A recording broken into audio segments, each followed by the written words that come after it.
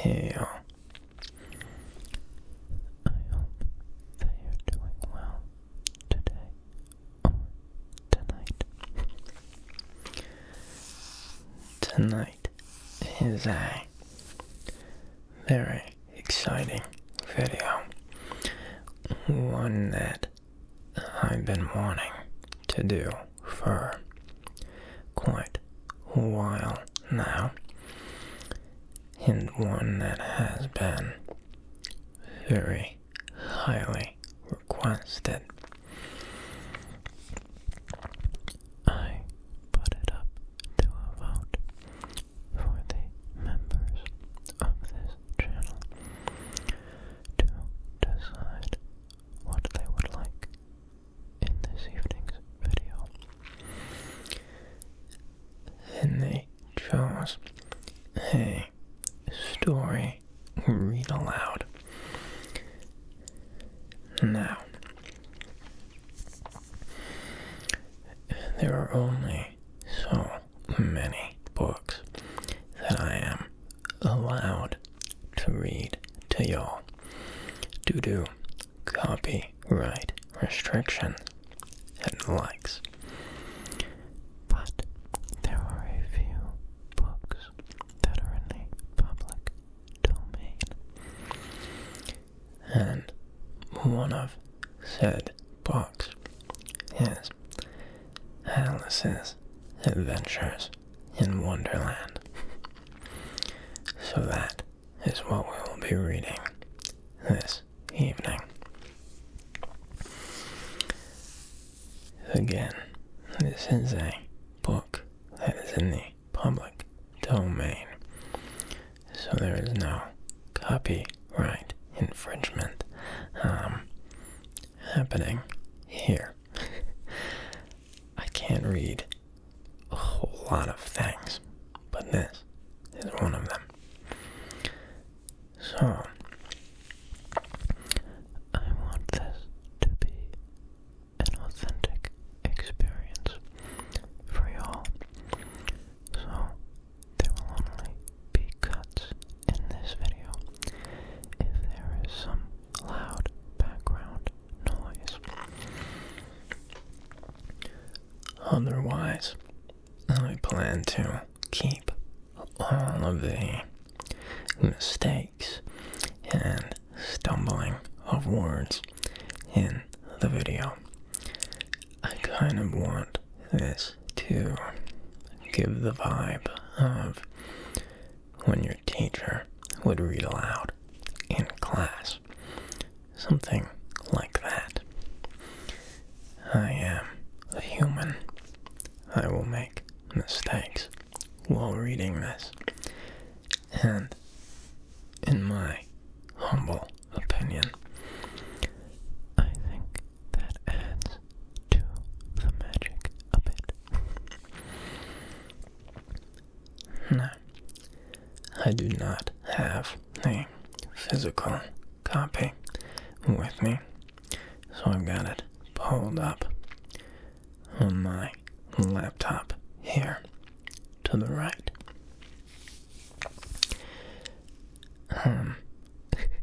There's not gonna be a whole lot of visual stuff going on in this video, so feel free to close your eyes and relax.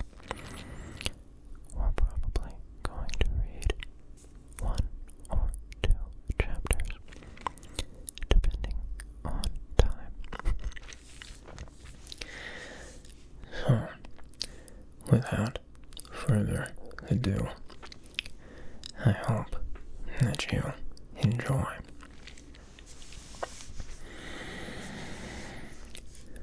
So, Chapter 1, Down the Rabbit Hole. Alice was beginning to get very tired of sitting by her sister on the bank and of having nothing to do. Once or twice she had peeped into the book her sister was reading, but it had no pictures or conversations within it. And what is the use of a book, thought Alice, without pictures or conversations? So she was considering in her own mind, as well as she could, for the hot day made her feel very sleepy and stupid, whether the pleasure of making a daisy chain would be worth the trouble of getting up and picking the daisies, when suddenly a white rabbit with pink eyes ran close by her.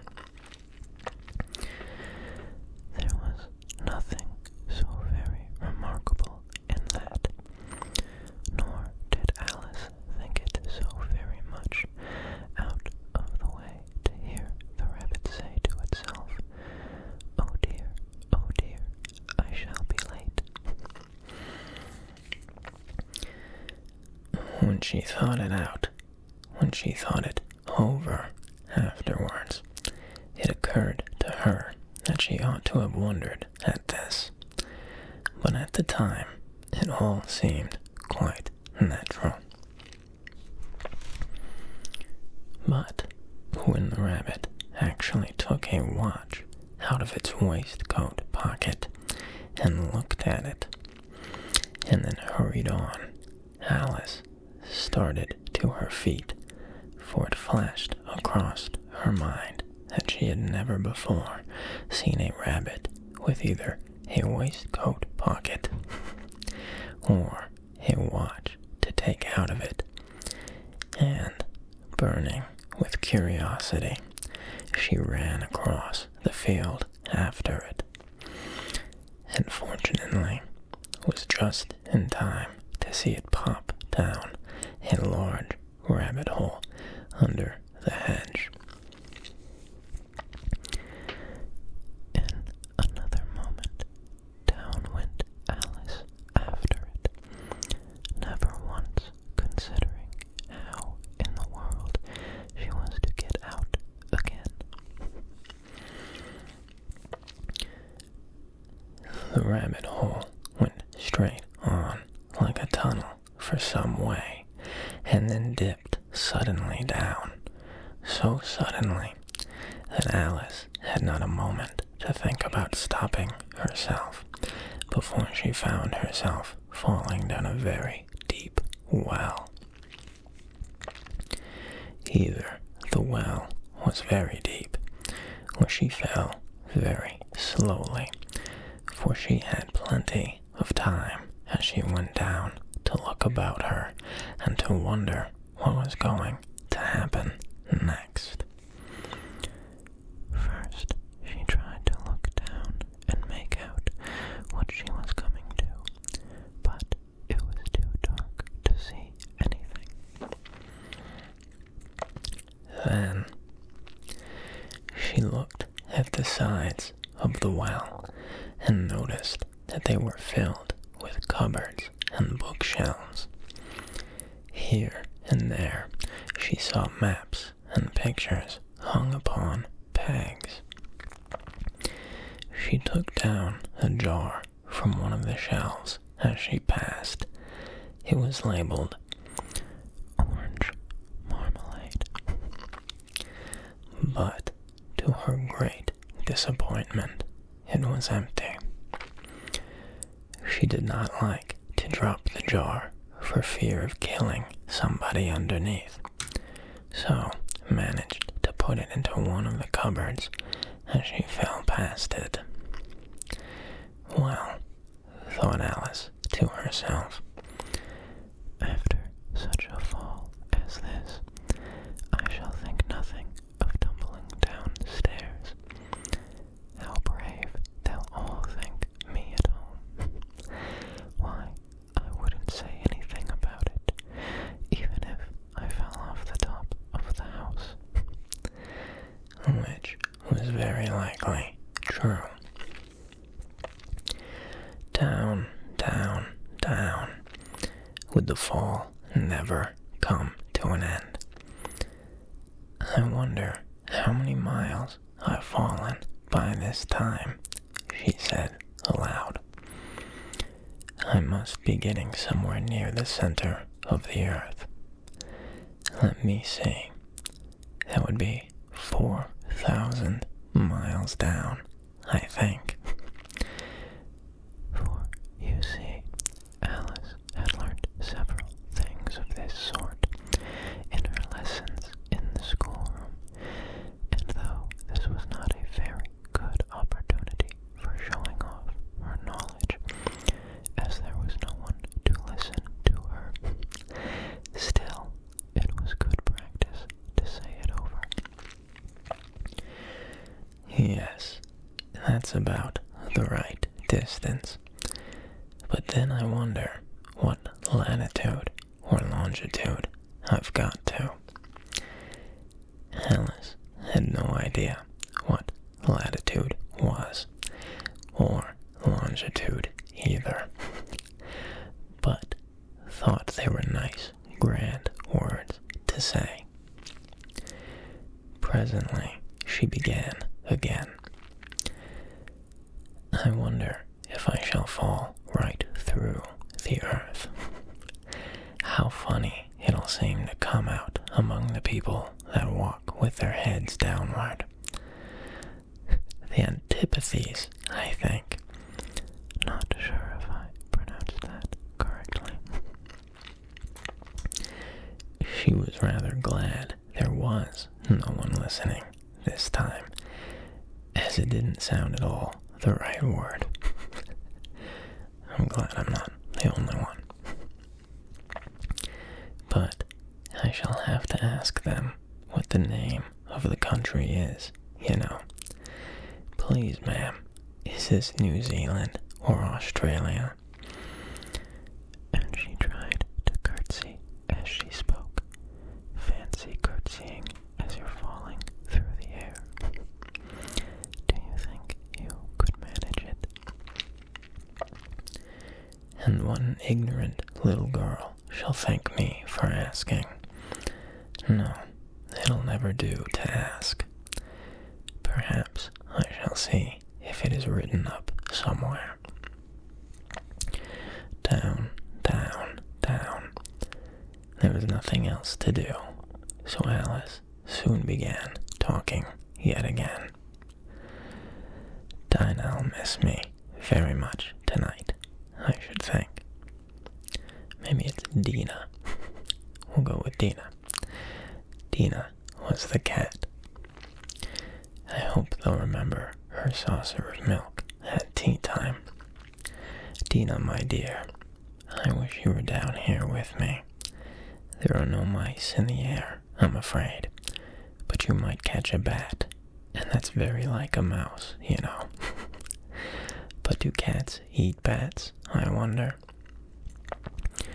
And here Alice began to get rather sleepy, and went on saying to herself in a dreamy sort of way, do cats eat bats?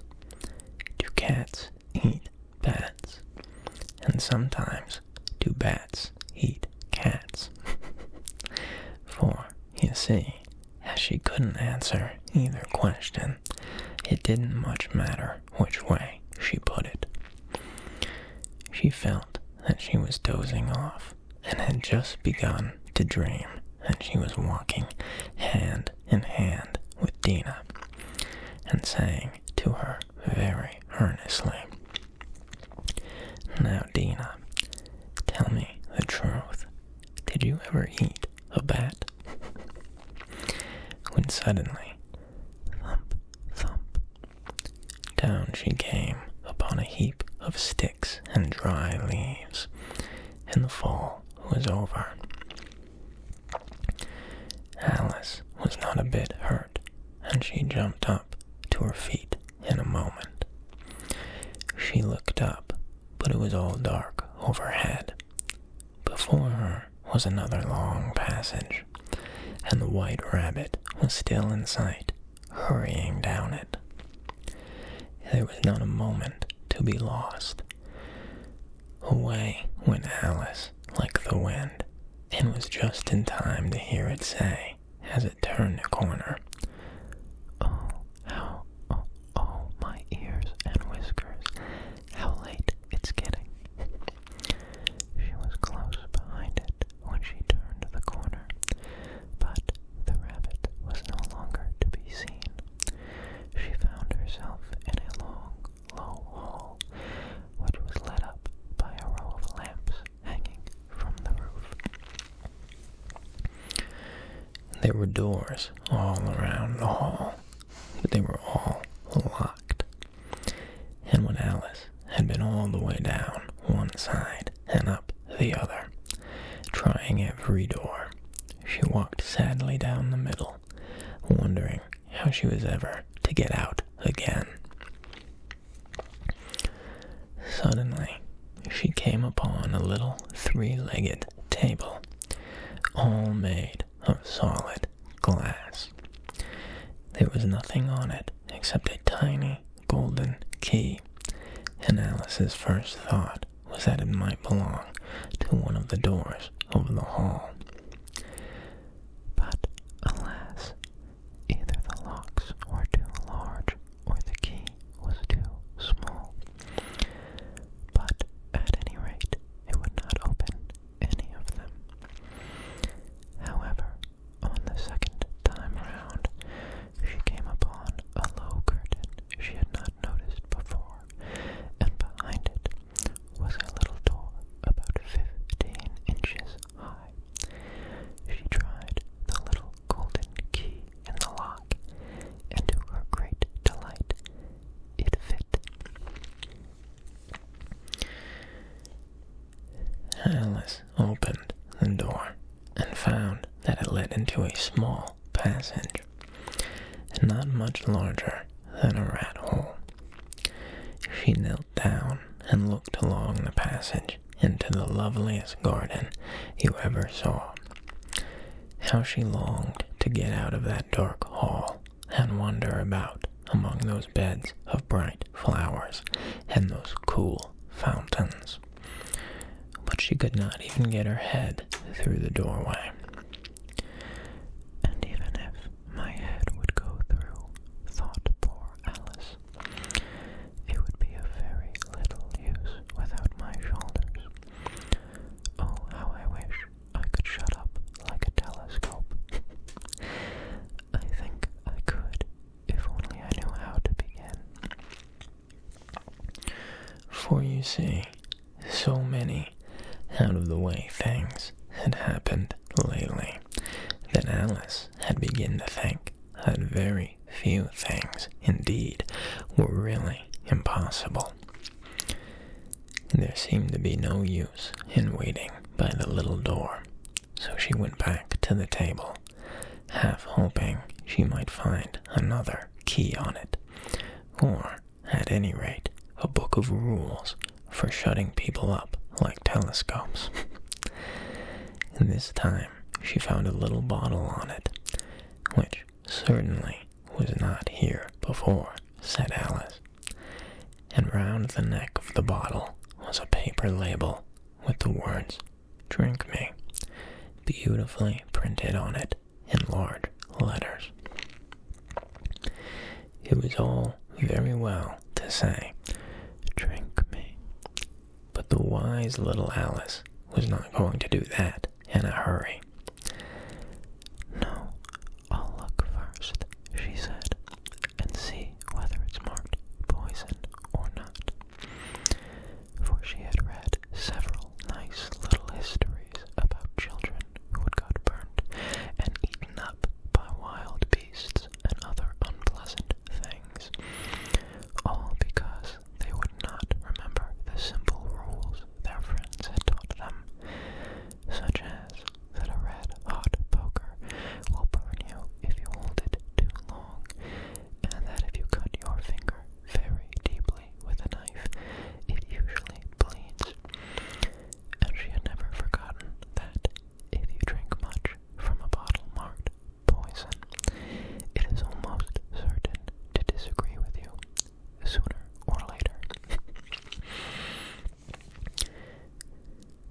However, this bottle was not marked poison.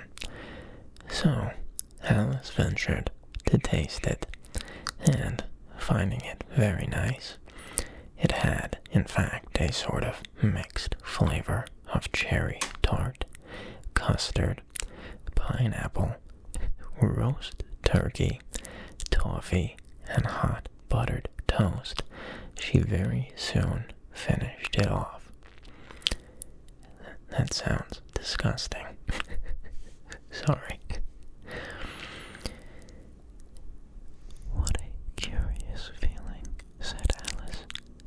I must be shutting up like a telescope. And so it was indeed. She was now only 10 inches high, and her face brightened up at the thought that she was now the right size for going through the little door into that lovely garden. First, however, she waited for a few minutes to see if she was going to shrink any farther. She felt a little nervous about this, for it might end, you know, said Alice to herself, in my going out altogether like a candle. I wonder what I should be like then. And she tried to fancy what the flame of a candle is like after the candle is blown out, for she could not remember ever having seen such a thing.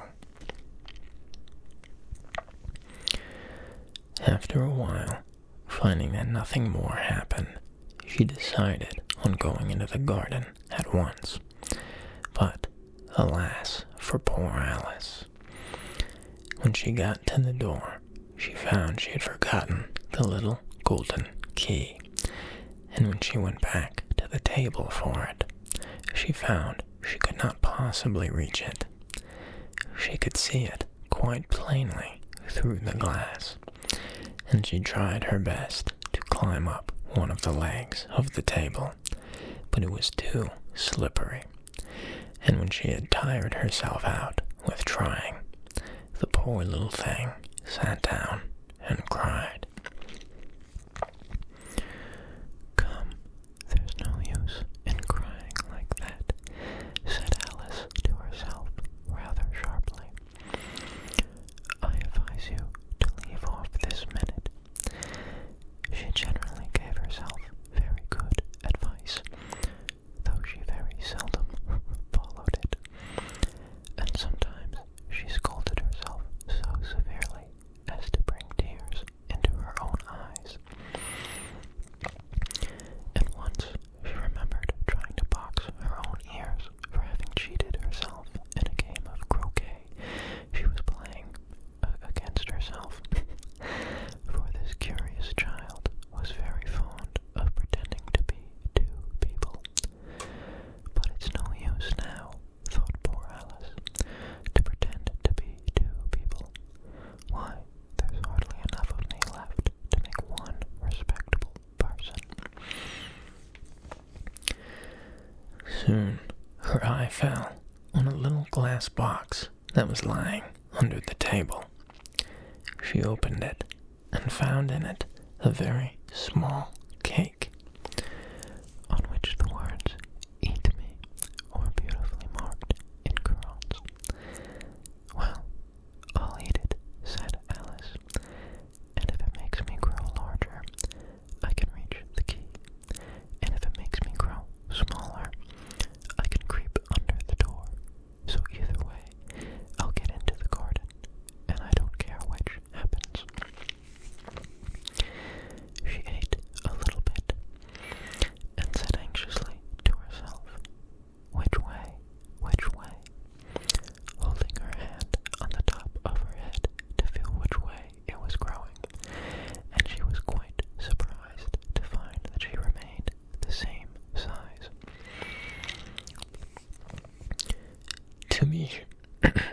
To be sure, this generally happens when one eats cake, but Alice had got so much into the way of expecting nothing but out-of-the-way things to happen, and it seemed quite dull and stupid for life to go on in the common way.